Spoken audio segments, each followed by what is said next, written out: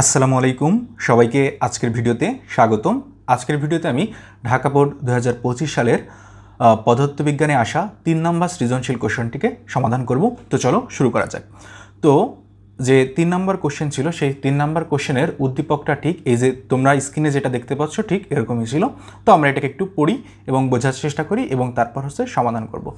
তো প্রথমে দেখো এখানে 10 কেজি ভরের একটা বস্তু দেওয়া আছে। 10 কেজি ভরের যে বস্তুটি ছিল সেই বস্তুটি এই যে দেখছো এই যে এইটা 10 কেজি ভরের বস্তুটি, এটাকে এইভাবে বোঝানো হয়েছে। এখন এই বস্তুটি এই ভূমি থেকে এই যে এইটা ভূমি, সেক্ষেত্রে এই যে এটা ভূমি, এই ভূমি থেকে এই যে 100 মিটার উঁচুতে রয়েছে। দেখছো এই যে 100 মিটার উঁচু, এই যে এইভাবে বোঝানো হয়েছে যে 100 মিটার উঁচুতে রয়েছে। এখন লক্ষ্য করো এইখানে একটা দাগ দেয়া আছে, ঠিক আছে? এই যে এইখানে একটা দাগ দেয়া আছে এবং এইখানে দেখো এই বরাবর এই যে এইখান বরাবর একটা বিন্দু আছে, এই বিন্দু পি বিন্দু, এইখান বরাবর কিউ বিন্দু, এইখান বরাবর আর বিন্দু, এইখান বরাবর এস বিন্দু এবং এইখান বরাবর টি বিন্দু দেয়া আছে। এবং এই যে এইখানে সেক্ষেত্রে এই যে এইখানেও কিন্তু একবারে ভূমির এইখানে কিন্তু এই যে ও বিন্দু দেয়া আছে। ওকে, এই জিনিসগুলোকে তোমরা অনেক ভালো করে লক্ষ্য করো। এরপর দেখো নিচে লেখা আছে এখানে পি কিউ সমান কিউ আর সমান আর এস সমান এসটি সমান টিকিউ এবং বস্তুটি অভিকর্ষ বলের প্রভাবে নিচে পড়ছে। অর্থাৎ এইখানে যে বস্তুটি রয়েছে এই বস্তুটি এই নিচে বা ভূমিতে কেন পড়ছে? অভিকর্ষ বলের প্রভাবে পড়ছে।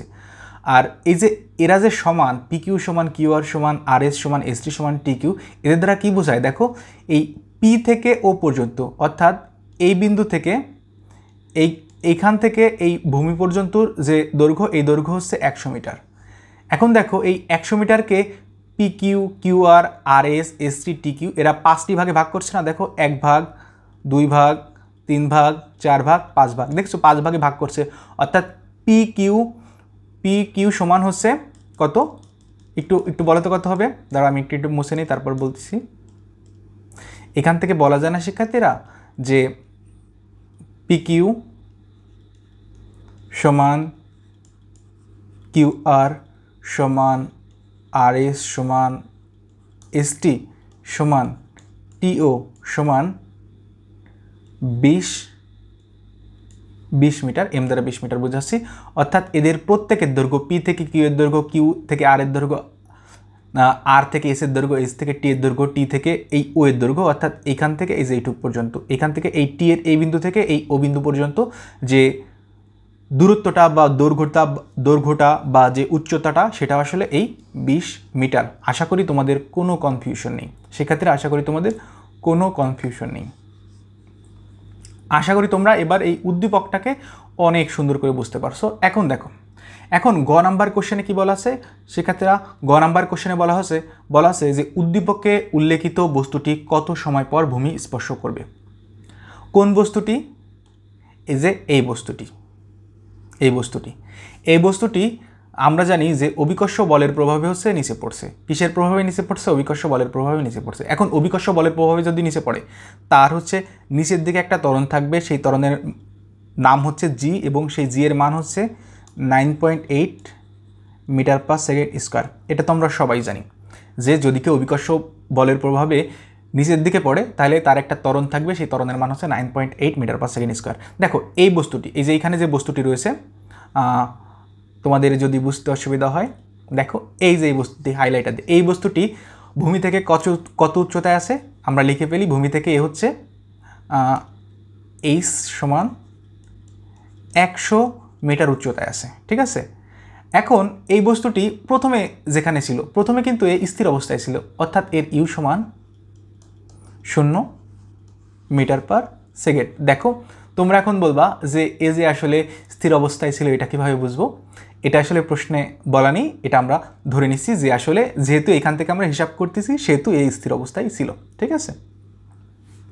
এই জিনিসটি যদিও বলে দেওয়া উচিত ছিল যে এই প্রথমে এই বস্তুটি স্থির অবস্থায় ছিল, আমরা ধরে নিচ্ছি যে এখানে স্থির অবস্থায় ছিল। ওকে, তো আমরা এখন এই 3টি ইনফরমেশনকে জানি। এখন আমরা যদি এই 3টি ইনফরমেশনকে জানি, সেই ক্ষেত্রে আমাদের গ নম্বরে যে কথাটি বলা হয়েছে যে উদ্দীপকে উল্লেখিত বস্তুটি কত সময় পর ভূমিতে স্পর্শ করবে, অর্থাৎ এই বস্তুটির এইখান থেকে শুরু করে এই পর্যন্ত আসতে যে সময় লাগবে সেটাই তার এই ভূমি স্পর্শ করতে প্রাপ্ত মানে ভূমি স্পর্শ করতে প্রযোজ্য সময়। তো আমরা সেটাকে এখন সূত্র দিয়ে বের করবো। দেখো এটা কিন্তু খুবই সহজ অঙ্ক, খুবই সহজ অঙ্ক, মানে এত সহজ অঙ্ক হইতেই পারে না। আমরা কি সূত্র জানি? আমরা জানি যে এস সমান ইউটি প্লাস হাফ এটি স্কোয়ার। যেহেতু এটা এই উপর নিচে মোশন, উপর নিচে বলতে এই উপর নিচ মোশন, সেই ক্ষেত্রে হচ্ছে এক্ষেত্রে এস এর জায়গা হবে এইচ এবং এর জায়গা হবে জি। আর এটা কিন্তু আসলে এই দিক বরাবর মোশন, ঠিক আছে? তোমরা কি আমার কথা বুঝতে পারতেছো? আমি এরকম এই বরাবর মোশন, অর্থাৎ ভূমি বরাবর মোশন, আর এটা হচ্ছে উপর দিক বরাবর মোশন, অর্থাৎ আকাশ বরাবর মোশন, উপর নিচে মোশন। আর এটা হচ্ছে ভূমি বরাবর মোশন বা গতি। ভূমি বরাবর গতির ক্ষেত্রে হচ্ছে এ এস, এবং উপর নিচ বা আকাশ বরাবর বা তোমার মাথার উপরের দিক বরাবর যে মোশন বা গতি, সেটার ক্ষেত্রে হচ্ছে এইচ এবং জি। বুঝছো? উপর নিচের ক্ষেত্রে হচ্ছে এস এর জায়গা এইচ হবে এবং এর জায়গা জি হবে। ওকে, এই জি হচ্ছে অভিকর্ষ ত্বরণ, আর এ হচ্ছে নর্মাল যে ত্বরণ, ঠিক আছে? আর এস হচ্ছে নর্মাল যে সরণ বা ভূমি বরাবর যে সরণ, আর এইচ হচ্ছে হাইট বা উচ্চতা। ওকে, এই সব জিনিস তো তোমরা জানো, এই সব জিনিস বলা আসলে একদিক দিয়ে অপ্রয়োজনীয়। আচ্ছা, যাই হোক, এরপর দেখো আমরা এখন এইচের মান জানি কত? এইচের মান জানি হচ্ছে 100। ইউ এর মান কত? ইউ এর মান হচ্ছে 0, অর্থাৎ এই পুরো রাশিটাই 0, কারণ ইউ শূন্যের সাথে যাই তুমি গুণ করো না কেন সেটা 0ই হবে। এরপর দেখো হাফ, এটা তো সূত্রের হাফ, গুণ জি এর মান 9.8 গুণ টি স্কোয়ার। দেখো আমরা এই ক্ষেত্রে টি বাদে বাকি সবার মানই জানি, অর্থাৎ আমরা এখন ইজিলি হচ্ছে এই ক্যালকুলেশন করে টি এর মান বের করে ফেলতে পারবো। কীভাবে বের করব? দেখো এখান থেকে আমরা লিখতে পারি যে 9.8 টি স্কোয়ার সমান 200, টি সমান হচ্ছে √200/9.8। এটাকে যদি আমরা ক্যালকুলেটর দিয়ে করি কত আসবে দেখো, একটু করো ক্যালকুলেটর দিয়ে।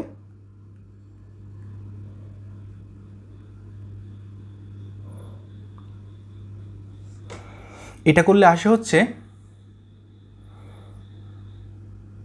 দেখো এটা কিন্তু পুরোটার উপর √, সেক্ষেত্রে এটা কিন্তু পুরোটার উপর √। ওকে, অর্থাৎ 20/9.8 এই পুরোটার উপর √। এটা করলে হচ্ছে আসে 4.5 অন সেকেন্ড। এটাই হচ্ছে আমাদের নির্ণয় উত্তর। ওকে, এটা হচ্ছে আমাদের কত নম্বর কোশ্চেন গেল? এটা হচ্ছে আমাদের যে গ নাম্বার কোশ্চেনটি ছিল, এটা হচ্ছে আমাদের এই গ নাম্বার কোশ্চেনের হচ্ছে উত্তর। এখন হচ্ছে আমরা ঘ নাম্বারের উত্তর করব। এটা করার জন্য হচ্ছে আমরা নেক্সট পেজে চলে যাই। দেখো ঘ নাম্বারের কোশ্চেন কি? ঘ নাম্বার কোশ্চেন হচ্ছে আর এবং টি বিন্দুতে শক্তির সংরক্ষণশীলতা পরিলক্ষিত হয় কি? গাণিতিক বিশ্লেষণের সাহায্যে তোমার মতামত দাও। আমরা হচ্ছে আর এবং এই টি বিন্দুতে, এই দুই বিন্দুতে হচ্ছে শক্তির সংরক্ষণশীলতা হচ্ছে কিনা, শক্তির সংরক্ষণশীলতা পরিলক্ষিত হচ্ছে কিনা সেটাকে আসলে আমরা বের করব। এখন এটাকে কিভাবে বের করা যায়? এটাকে বের করার জন্য হচ্ছে আমরা আর বিন্দুতে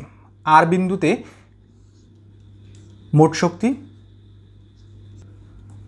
গতিশক্তি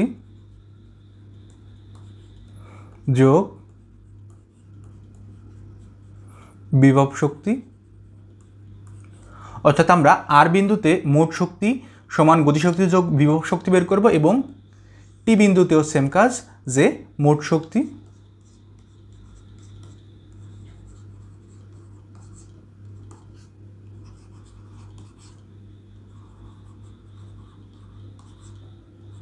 যোগ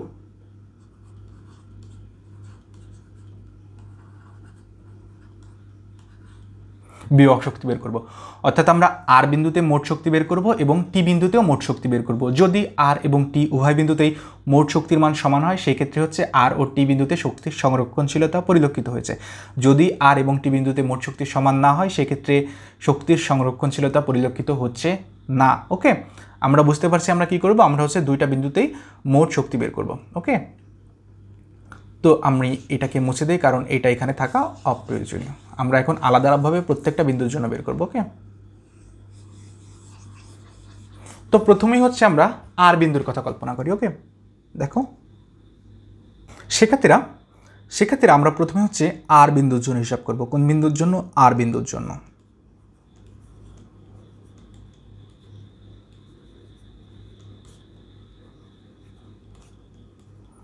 মোট শক্তি বের করার জন্য আমাদের কি কি লাগে? বিভব শক্তি। দেখো আমরা বিভব শক্তি বের করি।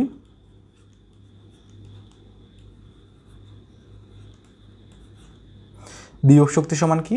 বিভব শক্তি সমান হচ্ছে mgh। এখন এই h মানে হচ্ছে ভূমি থেকে উচ্চতা।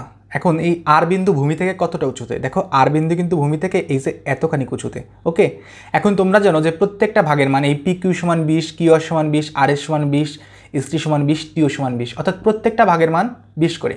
ওকে, এই প্রত্যেকটা ভাগের মান 20 করে কেন? এটা আমি আশা করি বুঝছি, কারণ তোমরা আসলে এখন ভালোই বড়, যে এখানে 5 ভাগ আছে আর 5 ভাগের হচ্ছে উচ্চতা হচ্ছে 100 আর প্রত্যেক ভাগের মান হচ্ছে সমান, সেক্ষেত্রে হচ্ছে এই প্রত্যেক ভাগের মান হচ্ছে 20। তাহলে দেখো এখানে 0 থেকে ও থেকে টি, টি থেকে এস, এস থেকে আর, 3টা ভাগ, তাহলে 3 ভাগের হচ্ছে যে উচ্চতা, সেই উচ্চতা কত? এক্ষেত্রে এইচ সমান হচ্ছে, সেক্ষেত্রে এস সমান হচ্ছে 60 মিটার। এ তো তোমরা বুঝছো। তাহলে এম সমান তো 10 কেজি, তাহলে 10 গুণ 9.8 গুণ হচ্ছে 60। দেখো এই আর বিন্দুর ক্ষেত্রে আমরা কি হিসাব করছি? ধরো এই যে উপরে যে বলটা রয়েছে, এই বলটা পড়তে পড়তে আর বিন্দুতে চলে আসছে, তখন আমরা এই হিসাবটা করতেছি, বুঝছো? তাহলে আমি একটু ক্যালকুলেটর দিয়ে করে নিই। 5880 জুল, 5880 জুল, এটা গেল হচ্ছে বিভব শক্তি। এবার হচ্ছে আমরা গতিশক্তি হিসাব করবো। সেক্ষেত্রে কি হিসাব করব? গতিশক্তি।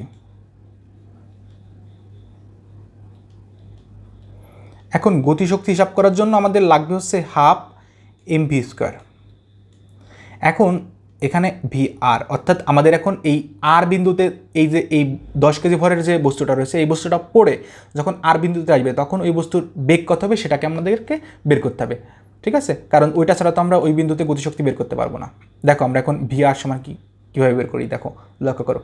আমরা জানি v² সমান u² প্লাস v² সমান u² প্লাস 2gh, এটাই তো সূত্র। 2as ছিল, এস জায়গা জি, দেখো 2as ছিল, আমরা এস জায়গা হচ্ছে জি দিছি এবং এস এর জায়গা এইচ দিছি, এটা তো তোমাদেরকে আমি একটু আগেই বললাম, তাই না? লেখা যদি ছোট লাগে তো তোমরা কমেন্ট করে বলো, তাহলে আমি নেক্সট ভিডিও থেকে লেখাগুলোকে আরও বড় করবো। দেখো তাহলে আমরা তো এই ভি এর মানই বের করতেছি, তাহলে v² সমান ই এর মান তো 0 ছিল, তো 0 2 গুণ 9.8, এখানে ধরো আমরা টি দিলাম, আর এইচ সমান কত হবে লক্ষ্য করো। এই ক্ষেত্রে এইচ সমান হচ্ছে এইখান থেকে এতখানি। দেখো এই ক্ষেত্রে এইচ হচ্ছে এইখান থেকে এতখানি, এই যে এইটুকু, বুঝছো? এইচ সমান কতটুকু? এতটুকু। তাহলে এতটুকু সমান কি? যেহেতু বস্তুটা পি থেকে পড়তে পড়তে আর এ আসছে, সেই ক্ষেত্রে এই সমান হচ্ছে 20 এইবার। ওকে, বিভব শক্তি বের করার সময় তুমি নিচের থেকে ওই বস্তু ওই পয়েন্ট পর্যন্ত হচ্ছে উচ্চতা নিবা, আর গতিশক্তির ক্ষেত্রে হচ্ছে তুমি যখন উপর থেকে নিচে পড়ছে, ওই উপর থেকে যে বিন্দুতে আসছে ওই উপর থেকে ওই বিন্দু পর্যন্ত হচ্ছে উচ্চতা নিবা। ওকে, বিভব শক্তি আর গতিশক্তির ক্ষেত্রে এই দুটা জিনিস হচ্ছে ভিন্ন, তো তোমরা মনে রাখবে বিভব শক্তি হচ্ছে নিচের থেকে মাপা হয় আর গতিশক্তি হচ্ছে উপরের থেকে মাপা হয়। ওকে, তাহলে এবার হচ্ছে এই ক্ষেত্রে এখানে হচ্ছে কত বসবে? এখানে হচ্ছে 40 বসবে।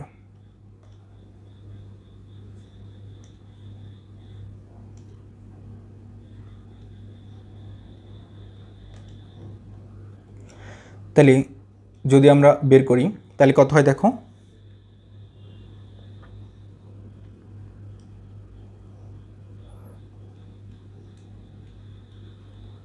ও সরি, এটা ভিটি না, আমরা তো আর বিন্দুর বের করতেছি, তাহলে এটা হচ্ছে আর, তাই না? তাহলে v² সমান হচ্ছে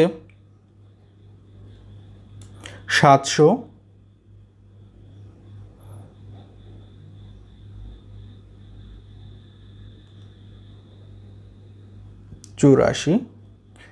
দেখো বেগের একক হচ্ছে মিটার পার সেকেন্ড, বেগের একক হচ্ছে মিটার পার সেকেন্ড, আর বেগের স্কোয়ারের একক হচ্ছে এর উপর স্কোয়ার, সেক্ষেত্রে হচ্ছে মিটার স্কোয়ার সেকেন্ড ইনভার্স 2। ওকে, তাহলে হচ্ছে এখানে এরপর স্কোয়ার এরপর -2, বুঝছো?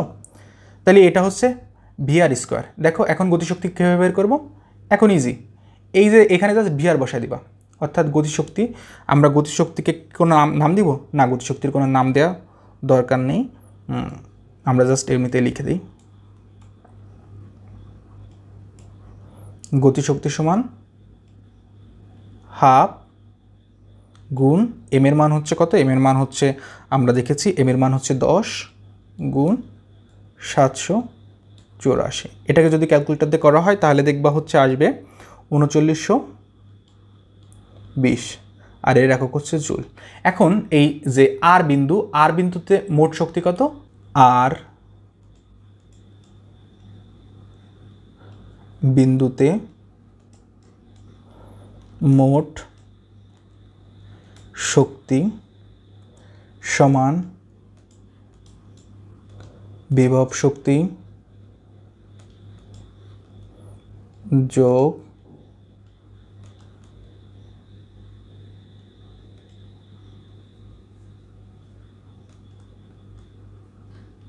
গতিশক্তি। আর বিভব শক্তির মান কত শিক্ষার্থীরা, বিভব শক্তির মান ছিল হচ্ছে, আমি একটু দেখে নিই, বিভব শক্তির মান হচ্ছে 5880 3920,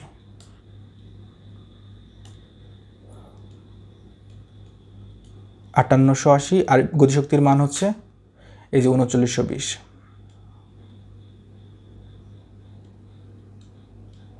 আর এই দুটা যোগফল হচ্ছে 9800 জুল। এত সুন্দর করে লিখে ফেলছি, ঠিক আছে?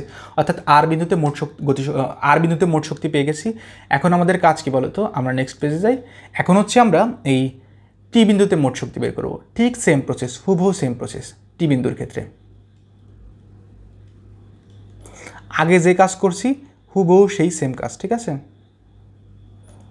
একটুও চেঞ্জ নেই। দেখো টি বিন্দুর ক্ষেত্রে আমরা বিভব শক্তি বের করি।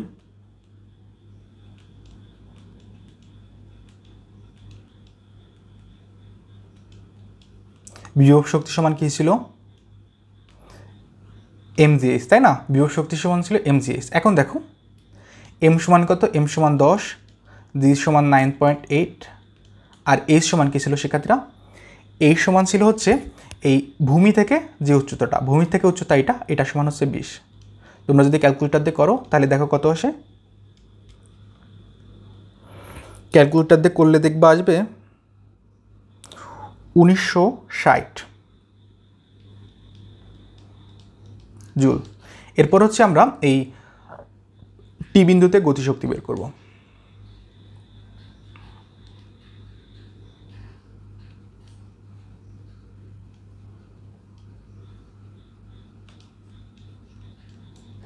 গতিশক্তির সূত্র কি, হাফ এম ভি টি তার উপর স্কোয়ার। দেখো আমরা ভিটি এর আগে যেভাবে বের করছি এবারও সেভাবে বের করবো। ভি স্কোয়ার সমান ইউ স্কোয়ার প্লাস 2gh। আমি ইউ এর মান তো 0, আর 2 গুণ 9.8, এক্ষেত্রে এইচ এর মান কত হবে বলো তো, এইচ এর মান কত হবে? এক্ষেত্রে কিন্তু এইচ হচ্ছে গতিশক্তির ক্ষেত্রে কিন্তু উপর থেকে এই পর্যন্ত, এইখান থেকে শুরু করে এই যে এই পর্যন্ত হচ্ছে পুরোটা 100, তাহলে এইটুকু হচ্ছে 80। ওকে, তাহলে এবার হচ্ছে 9.8 গুণ হচ্ছে 80। তাহলে এটা ক্যালকুলেটর দিয়ে করো, দেখো কত আসে, ভিটি তার উপর স্কোয়ার। এটা করলে ক্যালকুলেটর দিয়ে করলে দেখবা আসবে হচ্ছে 1568। একক কি বলো তো, একক হচ্ছে মিটার স্কোয়ার সেকেন্ড ইনভার্স 2। ঠিক আছে, তুমি এখন এখানে মান বসাই দাও, এখানে মান বসালে দেখবা আসবে হচ্ছে হাফ গুণ এম হচ্ছে 10, আর এইটার সমান হচ্ছে 1568।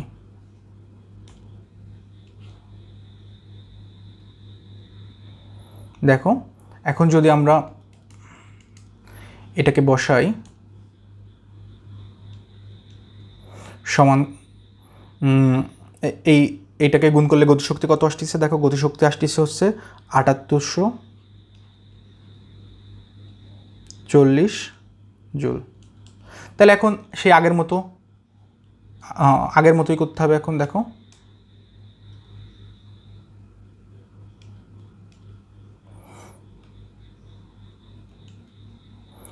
টি বিন্দুতে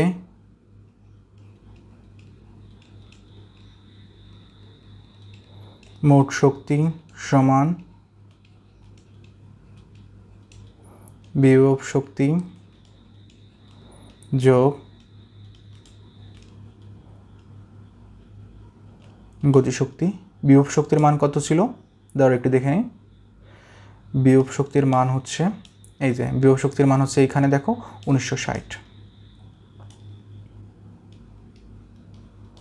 আর গতিশক্তির মান কত বেরোলো 7840। এই দুটো যদি যোগ করা হয়, এই দুটো যোগ করলে দেখবা আসবে হচ্ছে 9800 জুল। এইখান থেকে তোমরা বুঝতে পারতেছো যে এই টি বিন্দুতে গতিশক্তি টি বিন্দুর মোট শক্তি এবং এই আগে যেটা ছিল এই আর বিন্দুর মোট শক্তি দুটাই সমান। এখান থেকে তুমি এই কনক্লুশনে আসতে পারো